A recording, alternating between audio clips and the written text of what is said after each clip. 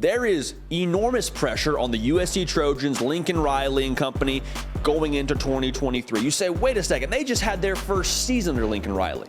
Had a great year, played for a conference title, was a game away from the college football playoff.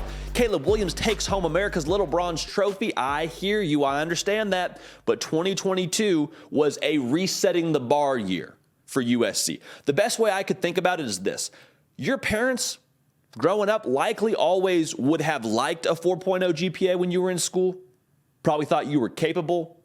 But that pressure of expectation is one thing when you're getting a 3.0 and a 3.5. It's, hey, we want a 4.0. Great, I hear you. That's cool.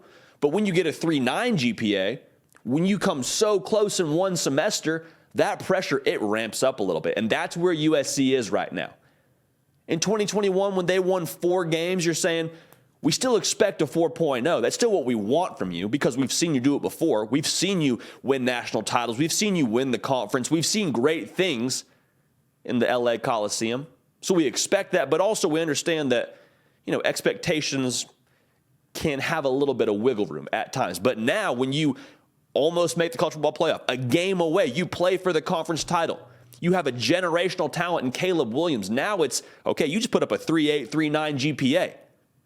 Better make a 4.0 next semester because we've seen what you're capable of. You have reset the bar for us as fans. You have reset what you're capable of. So now we want to see that 4.0 GPA. More on that in a second. If you have not yet subscribed, we'd love to have you a part of this. College football content all year round here on the Hard Count on the On3 YouTube channel. Live on Tuesday, live on Thursday, 1 Central, 2 Eastern. Come hang out. We have a real good time there. Also, follow me on the socials at JD Pakel, both on Twitter and on Instagram. Just a great way for us to involve y'all more into the show. Take Q&A there. We do it on the live show. It's a blast. So going back to what I was saying, 2023 for USC needs to be the year. You have a generational talent in Caleb Williams for one more season. There's a lot of people out there that believe he would be the first player taken in this year's draft. Now, fortunately for Lincoln Riley and everybody who is a season ticket holder for the USC Trojans, you get one more season of Caleb Williams. Do not waste that one season because the reality is the challenges ahead of you are that the defense is not where it needs to be to compete for national titles, to win the Pac-12. It's not really up for debate, especially in the trenches. You saw what happened against Tulane, saw what happened against Utah. There needs to be an extra element of toughness and physicality in the trenches. The second piece of that is got to shore up some things that you lose on the offensive line. Now, what is phenomenally encouraging for the good folks in Los Angeles is USC takes a look in the mirror, and sometimes you have people that take a look in the mirror, and there is obviously some improvement that can be made, but nonetheless, you look in the mirror, you say, good enough. Good enough. We still have Caleb Williams. We're going to be okay, and turn a blind eye to what the errors are. That's not Lincoln Riley and USC. They've taken a look in the mirror, taken an honest assessment, and showing some sense of urgency. They look in the mirror, they say, nope, not good enough. We got to do some things. We got to do some things now. Currently, have a top 10 transfer portal class to the USC Trojans. They've gotten 12 transfers in. 8 of those 12 transfers have been what I like to call trench players. So offensive, defensive linemen, yes, but also linebackers, also tight ends, also edge defenders. So guys that are going to mix it up and be physical in the trenches that contribute to moving the line of scrimmage. They have gathered 8 of those individuals, along with a running back in Marshawn Lloyd. So they're making an effort to take on a more physical stance in 2023. So in terms of looking in the mirror and seeing what's wrong, they say, yeah, we need to improve here. Portal, let's run it back one more time. Go to Publix, get what we need. We're good to go. So that's the thought process there, and I'm encouraged by that. Still got to do it in the white lines.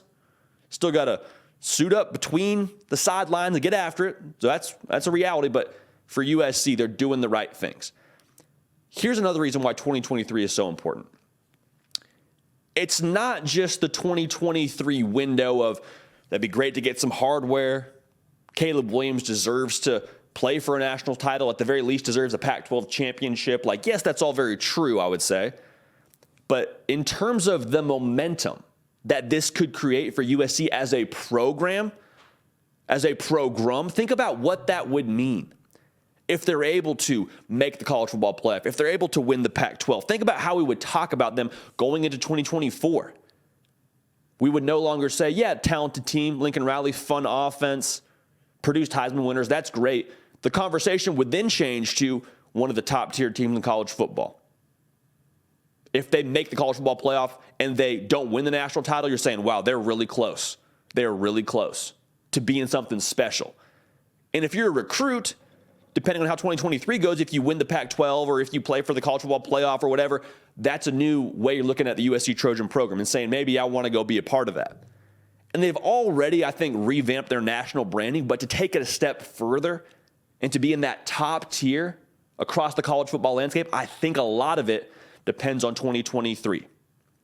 So 2023, for me, could be that year where you just give the snowball a little push down the mountain, starts getting some momentum, and if you capitalize on 2023, that snowball could really do that, just start to snowball.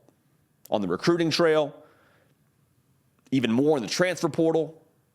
A lot of people looking for reasons to come to USC. They've got a lot of them right now, but if you win the Pac-12, play for the college football playoff, that changes the perception, I think, even more so around the state of USC football. So you got to do it in 2023 because you got Caleb Williams. You're making an effort in the portal. And the expectations now, the 4.0 GPA that's expected, there's more pressure because we saw you get a 3.8 and a 3.9. We know you're capable. 2023, it's a big-time pressure year, but hey, no pressure, no diamonds. There's a lot of diamonds on those championship rings.